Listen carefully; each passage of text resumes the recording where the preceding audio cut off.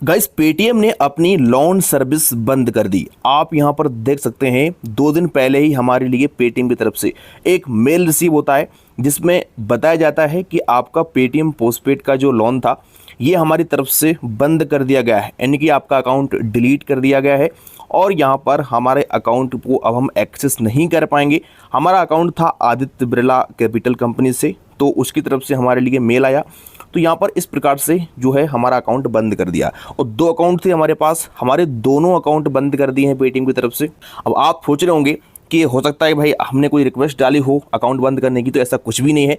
Paytm ने 90% लोगों के अकाउंट बंद कर दिए हैं और जो 10% बचे हुए लोग हैं उनके अकाउंट बहुत जल्द ही बंद हो जाएंगे।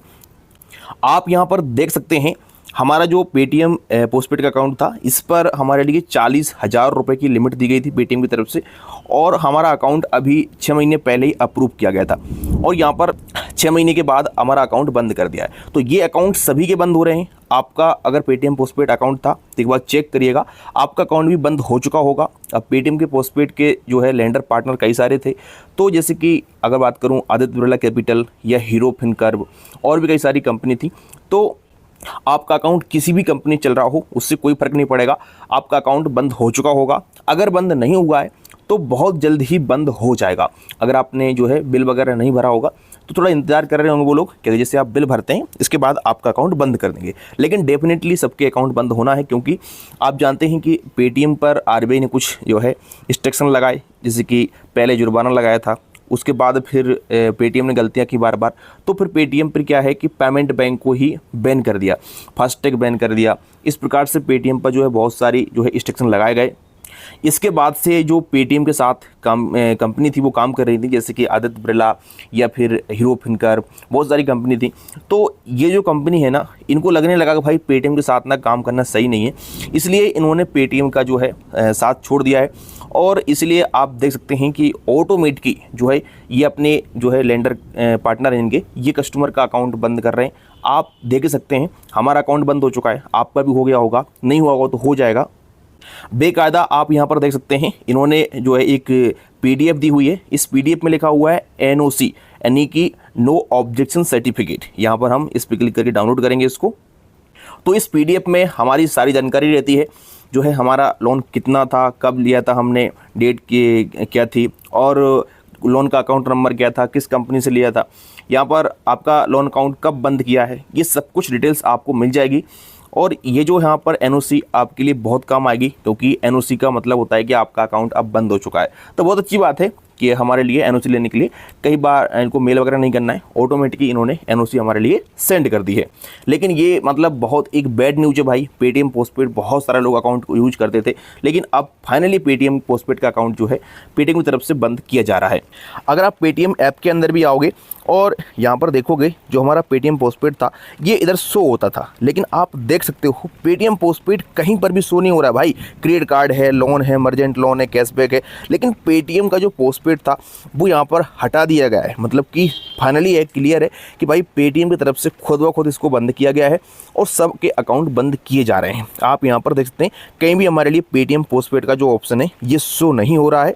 और अगर आप पेटीएम में सर्च भी करते हो, उस पर क्लिक करके देखते भी हो, तो पेटीएम की तरफ से मतलब इस प्रकार से आपको दिखाई जाएगा थैंक यू फॉर इंटरेस्ट।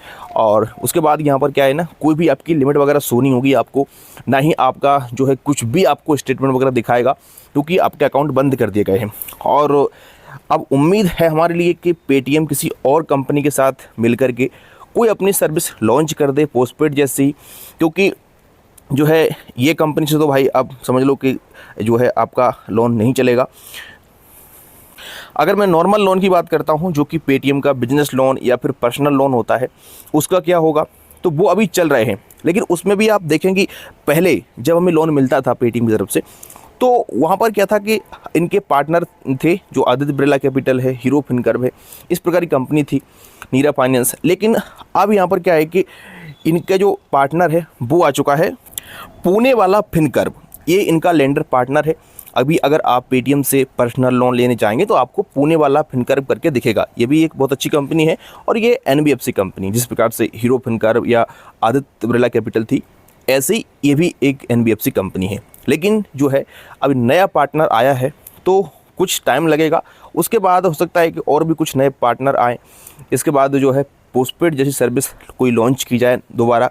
और ये उम्मीद तो हमें अब नहीं है कि पेटीएम पोस्टपेड दोबारा चल पाएगा, क्योंकि पेटीएम पोस्टपेड का तो अब नाम समझ लीजिए ख़राब हो ही चुका है। तो लोग दोबारा से इसको शायद ही एक्टिव करें, कुछ यूनिक लेके आएगा पेटीएम और अच्छे तरीके से नई सर्विस लेकर के आ सकता है किसी अदर पार्टनर के साथ। वैसे आपको पता ही होगा पेटीएम जो पोस्टपेड सर्विस थी ये क्या करते थे बेसिकली, आपको ना 15-20 दिन 1 महीने के अंदर के लिए एक लोन देते थे। मतलब किसी भी क्यूआर कोड पे आप स्कैन कर लो, इमरजेंट क्यूआर कोड पे, और वहाँ से आप पेमेंट कर दो सिंपल सा।